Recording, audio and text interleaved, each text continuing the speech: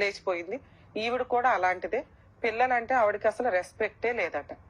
అయినా పిల్లలు ఎందుకు అడుగుతున్నారు అంటే, అందరికీ అమ్మా నాన్న ఉన్నారండి, మాకు అమ్మా నాన్న లేకపోతే ఎలాగా?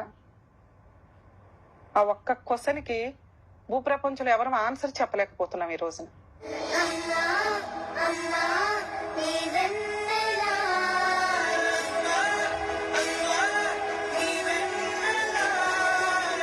అది వాళ్ళ హక్కు కదా. మీరు తప్పు చేయలా, మీ పిల్లలు తప్పు చేయలా. ఇలా అక్రమ సంబంధాలు పెట్టుకునే దరిద్రులు చేసే పని వల్ల పిల్లల హక్కు అమ్మా నాన్నతో కలిసి ఉండడం, అలాంటి హక్కు స్పాయిల్ అవుతుంటే ఎవరు సమాధానం చెప్తారు దీనికి? ఆ పిల్లలు గుండెలు పగిలేలాగా ఏడుస్తున్నారు అక్కడ. అవును అమ్మ తిరిగిపోతు, అవును అమ్మ లేచిపోద్ది, అవును అమ్మ మాకు తిండి పెట్టదు, అవును అమ్మ మాతో ఉండదు, కానీ మాకు అమ్మ కావాలి. ఎవరిస్తారు అమ్మని?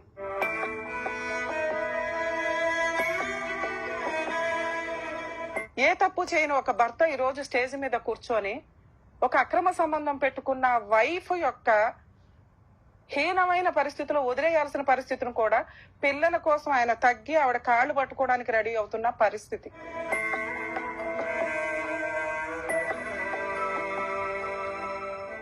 సొసైటీలో దయచేసి అక్రమ సంబంధాలు పెట్టుకునే వాళ్ళకి మా పర్సనల్ రిక్వెస్ట్ అండి, మీ మీద ఇంకా ఫ్యామిలీ మెంబర్స్ ఆధారపడి ఉంటారు. వాళ్ళ జీవితాలు సర్వనాశనం చేసే రైట్స్ మీకు లేవు. దీని మీద లా అండ్ ఆర్డర్ కూడా చాలా సీరియస్ గా తీసుకోవాల్సిన అవసరం ఉందండి. అక్రమ సంబంధాలు పర్వాలేదు, క్రైమ్ కాదు అన్నారు. తప్పు అన్నదానికి పనిష్మెంట్ లేదు కదా. పనిష్మెంట్ లేనప్పుడు వీళ్ళు నలుగురు ఎందుకు పనిష్మెంట్ పడాలి? నిజంగా ఇది రెవల్యూటివ్ గా తీసుకోవాల్సిన చాలా ఇన్సిడెంట్ అండి. ఎందుకంటే సుప్రీంకోర్టులో దీనికి సంబంధించి ఆ జడ్జిమెంట్ వచ్చిన రోజే మేము పిల్స్ ఫైల్ చేసి ఉన్నాం. అవన్నీ పక్కన పెట్టారు. ఎందుకంటే సొసైటీలో అక్రమ సంబంధాలు అనేవి లీగల్ గా తిరుగుతున్న సందర్భాలు వచ్చినాయి. ఈ రోజున రియల్లీ నేను చాలా సీరియస్ గా అవాయిడ్ చేస్తున్నాను. ఈ పాయింట్ ని చాలా సీరియస్ గా ఖండిస్తున్నాను. ఎక్కడన్నా ఎంతో కొంత తప్పు ఉంటే ఇన్ని తిట్టడానికో ఏదో ఒకటి ఉంటది. ఏ తప్పు చేయని నలుగురు ఈ రోజున రోడ్డు మీద పడి అమ్మ భార్య అని ఏడుస్తున్నారు. ఎవరు సమాధానం చెప్తారు? ఏ లా అండ్ ఆర్డర్ సమాధానం చెప్తుంది?